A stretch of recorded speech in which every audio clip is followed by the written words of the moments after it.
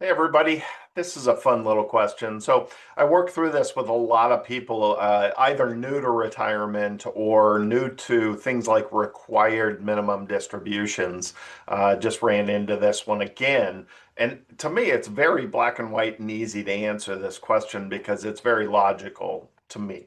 All right. So let's talk about where you're withdrawing from in your portfolio. And if you know me, I'm a big fan of withdrawing once a year. Fill up that bank account for the upcoming year, take that required distribution, whatever the case may be, but do it once a year as opposed to willy-nilly throughout the year.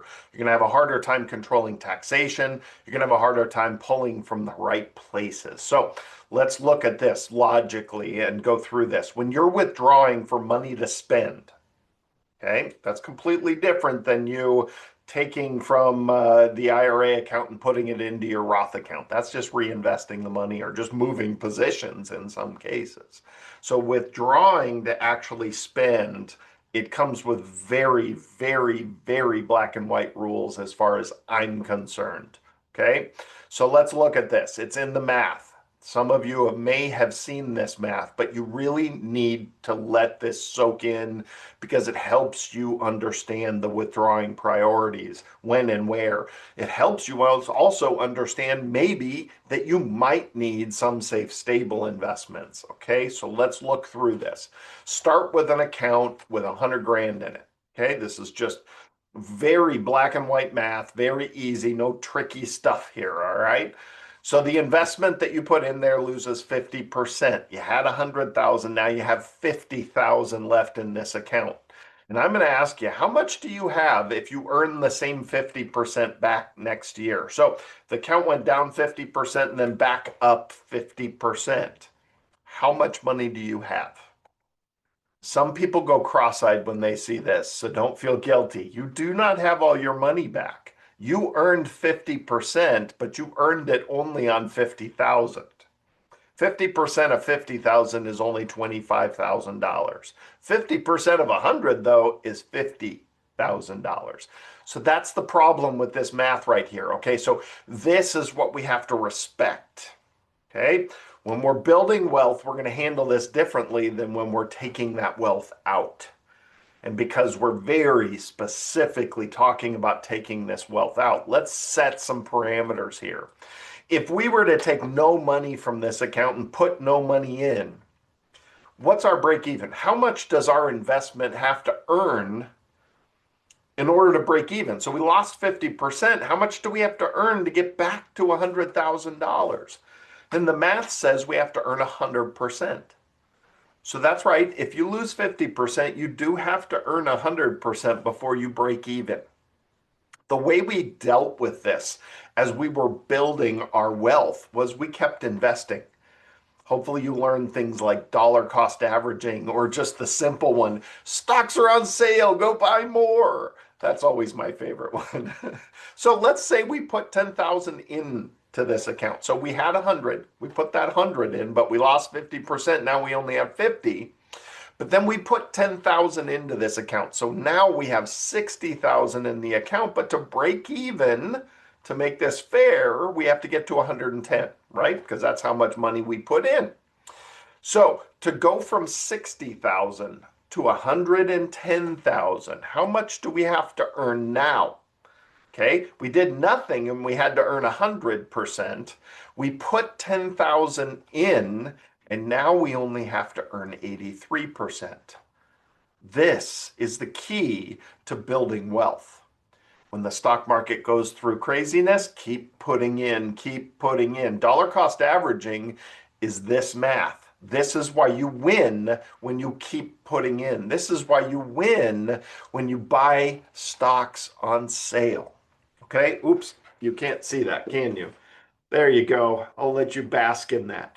So you don't need to know how to do this math, but what you need to know is you're going to break even faster if you only have to earn 83% versus 100%, right? We're going to break even faster and you're going to get into growth faster if you keep putting money in. The cool thing is you also have more individual shares, and that's how we built that wealth. That's the great thing about the invention of 401ks. Every paycheck, money goes in. We keep investing no matter what's happening to the market, and the math works for us. That's the great thing. Okay? So here's the problem. We get told that over 40 years of building wealth, and some of us learn it, some of us don't. But the reality is we get told to keep investing and don't watch it and just let it go and just keep putting in. And those are good habits when you're trying to build wealth. But we don't get taught before we head off into retirement the principles of withdrawing. Okay? So now let's talk about what happens if we take 10,000 out of this account. So we had 100, we lost 50. Okay, we only have 50,000 left in this account. We take 10,000 out, we only have 40,000. Okay, so 40,000 now needs to grow back to 90 because, right, we put 100 in, but we took 10 back. We have to break even at 90. Not earn back the 10 we took out, just break even at 90. So to go from 40,000 to 90,000, how much does our account have to earn? And you will see it's significantly worse now. This is where the math works against us. And it's actually proving that losses hurt more than gains help. All right. So mathematically, we took 10,000 out of here and we cost ourselves 25%, right?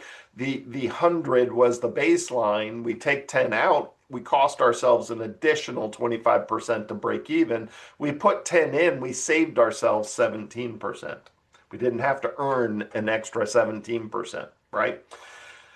So this is the math we have to respect. Okay, this is so important. This is the basics that you have to understand. And if you don't need your money in retirement, congratulations. That's wonderful. But for those of you that are going to be withdrawing from your savings, from your invested money to fund your retirement, this is the math you have to understand how it applies to your situation. Okay? Because of this math, I'm a spreadsheet geek, I'm a math geek, I've got statistics, accounting, I got all that stuff in my background. The reality is I look at this and it's simple. When you need to withdraw, when you need to refill that bank account, first things first. Yield. One, you shouldn't be auto reinvesting anymore. The cool thing about yield is it's paying out the profits so you can use it. When you're building wealth, you can just reinvest it as quick as possible and have more shares, and it's neat. But you're heading off into retirement now needing this money. Let them pay out. Do not reinvest them. And it's the first thing you're going to withdraw. The profits are paid out. You don't have to sell shares. Okay? Then, after you're done refilling your bank account, if there's extra left over, then reinvest it. It's that simple. Let the interest payers, the dividend payers, let them pay out into the account and accumulate, and then withdraw what you need, reinvest the difference. That's the first thing you're going to do. Take your profits off the table. They were paid out to you. You're going to have to pay taxes on most of that stuff anyways, unless it's in your IRA or Roth. Okay? Next, it's very simple. Sell the best performers. Oh no, I want to leave it in there and let it ride. Woohoo, yay. No, no. Think about it like this. Lock in your profits. This is not about locking in losses. I don't want to lock in losses. This is what everybody's afraid of. I don't want to sell when I'm down. Well, if you're going to say that, then you have to sell when you're up. So when you're withdrawing, look at all your investments and say which ones are best performing, and let's lock in some of those profits. That's how you do it. Okay? This is why you do need some form of safe, stable investments when you're going to need more than just the yield from your portfolio.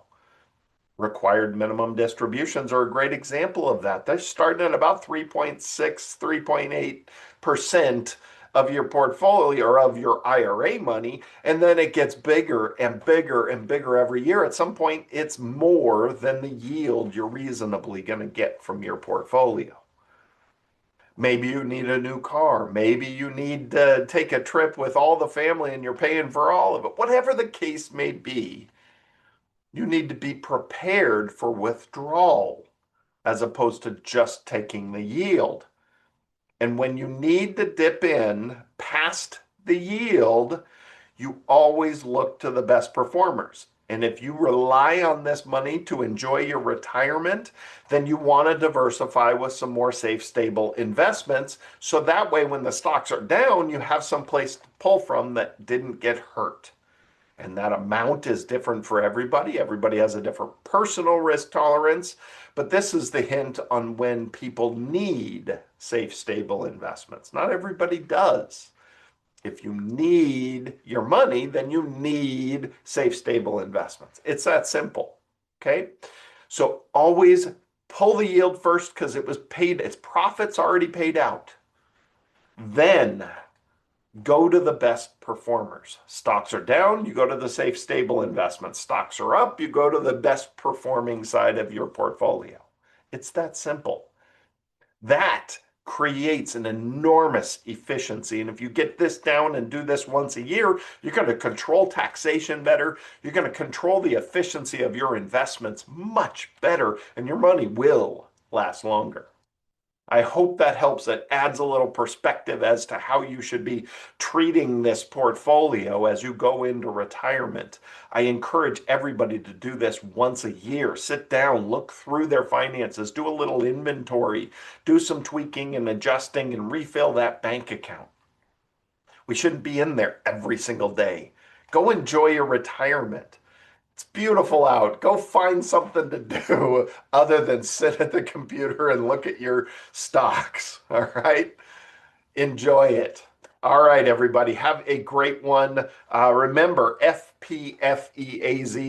That's where our full education is. We do lots of hour-plus long classes on different topics every single month. You can register for those classes. They're free, and it's fpfeaz.org.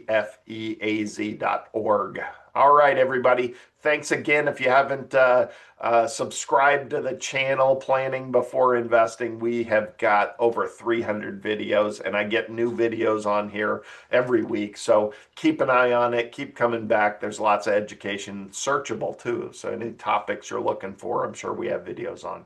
Thanks again. Have a great one. We'll see you next time.